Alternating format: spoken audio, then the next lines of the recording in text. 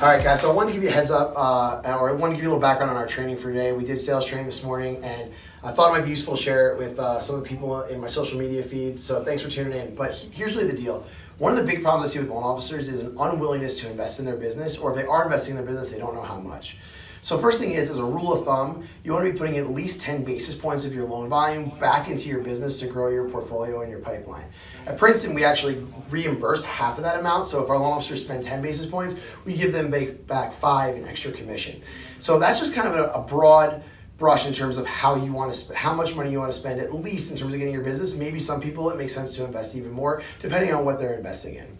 Now, in addition to that, you want to spend 70% of your marketing budget on things that are very measurable or tangible in terms of whether or not you can build, measure, and learn and see, are those things working and are you getting a return on your investment?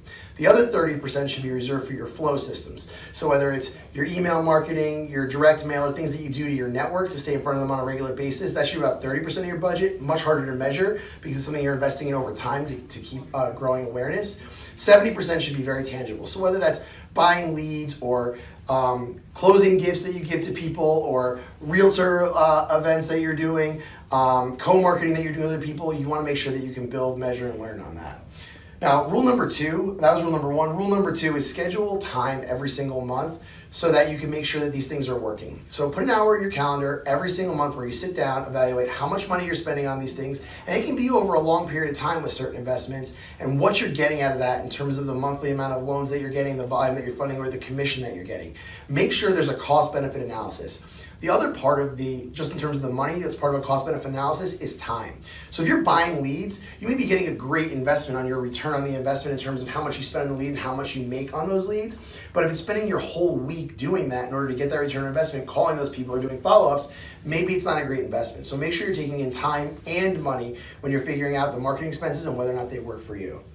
Rule number 3 is let your partners know the deal. If you're doing any sort of marketing with somebody and you're spending money on it and they don't know what it is that you're hoping to get out of the beginning, first of all, you need to know what you're hoping to get out of it from the beginning. But once you know, whether it's an expected cost per fund or some other real specific result you're looking to get, tell your partners first what you're expecting to get out of it. Make sure that they know and they can help you reach your goals. And also how often you're going to reevaluate it. I recommend 60 days. Usually within 60 days, depending on the marketing you're doing, you can get some sort of realistic assessment about whether or not something is working.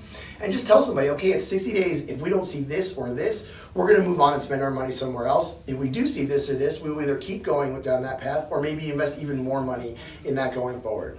So if you're spending at least 10 basis points and you're following those 3 rules, I think you'll have a whole lot more success in marketing and growing your business. Thanks for coming.